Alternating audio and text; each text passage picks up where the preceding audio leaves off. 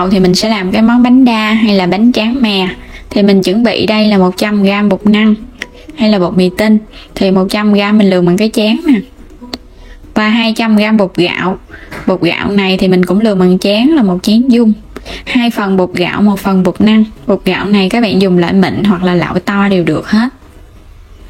1 muỗng canh đường, 1 muỗng cà phê muối, 1 muỗng canh mè đen 20g, 300ml nước lọc, 200ml nước cốt dừa để cho cái bánh của mình nó béo ngon.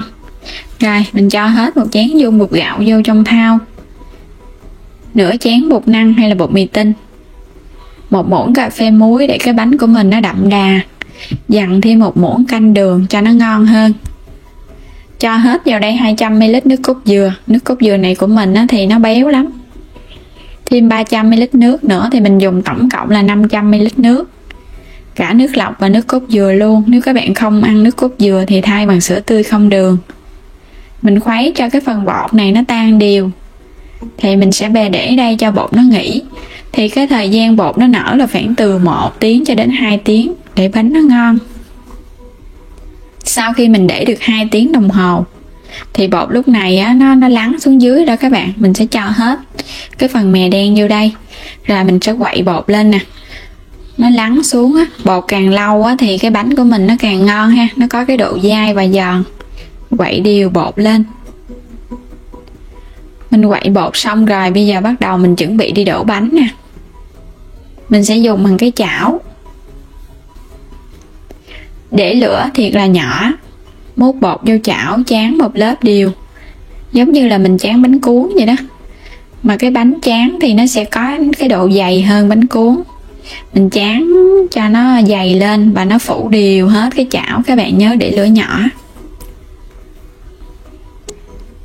Rồi mình tráng xong một lớp này nè, mình đậy nắp lại chờ khoảng 1 đến 2 phút. Khi mà mình thấy cái hơi bánh nó lên nhiều nè, cái bánh lúc này nó trong rồi nè các bạn, nhìn thấy nó trong thì mình dỡ nắp ra ha. Và mình để chút xíu nữa cho bánh nó chín hoàn toàn. Thì bánh các bạn thấy nó trong và nó không còn cái bột nữa, là bây giờ bánh nó chín rồi. Đây cái bánh của mình nè, chóc lóc luôn. Nếu như không đổ bằng chảo thì các bạn đổ bằng nồi hấp hơi. Mình tráng bằng dĩ. Rồi mình sẽ để ra trong cái xị tre hoặc là cái xị gỗ, cái gì mà cho nó thoáng hơi á. Rồi tiếp tục mình đổ tiếp cái thứ hai, cũng tráng đều một lớp.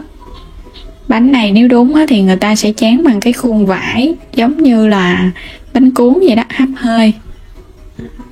Mà mình làm bằng chảo thì nó sẽ nhanh và tiện nữa. Bánh nó trong, bột nó không dính, có nước cốt dừa đó các bạn, nên cái bánh của mình nó chóc lóc à. Rồi lấy ra mình úp lên trên cái xịa để cho nó bay hơi bớt. Rồi mình tráng tiếp. Mình tráng xong hết những cái bánh rồi thì bây giờ mình trải nó ra mình đi phơi nắng. Nếu các bạn có những cái xịa tre hoặc là những cái vỉ bằng tre thì mình để lên mình phơi. Còn không thì hôm nay mình phơi trên cái bàn nè, cái mặt bàn mình vệ sinh cho nó sạch rồi mình phơi. Mình sẽ phơi nắng để cho cái bánh của mình nó khô ráo lại á. Và các bạn nhớ cái bề mà ướt thì mình để lên trên, cái bề khô mình để xuống dưới để nó không bị dính cái bàn. Rồi mình sẽ phơi nắng khoảng 1 ngày ha, tùy theo nhiệt độ nữa. Sau khi mà mình phơi 1 ngày nè, từ buổi trưa tới chiều là nó khô rồi đó các bạn, nắng cũng nhiều á. Thì cái bánh nó khô và mình thấy nó khô, nó mềm, nó không có bị giòn ha. Nếu mà đừng có phơi nhiều quá là cái bánh nó giòn. Mình cảm thấy nó phơi nó khô vậy là được rồi nè.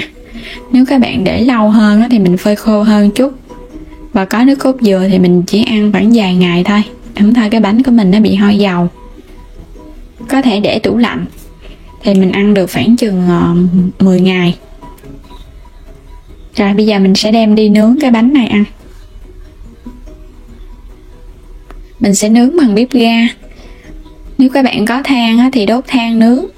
Hôm nay thì nhà cũng hết than rồi nên nướng bằng bếp ga. Để lửa nhỏ. Mình nướng từ từ. Đó, cái bánh nó phù lên rồi đó các bạn. Đè nó xuống cho nó không có phù lên, để nó bằng. Nướng cho nó vàng đều là nó chín à. Rồi xong mình nướng được 2 cái bánh này các bạn.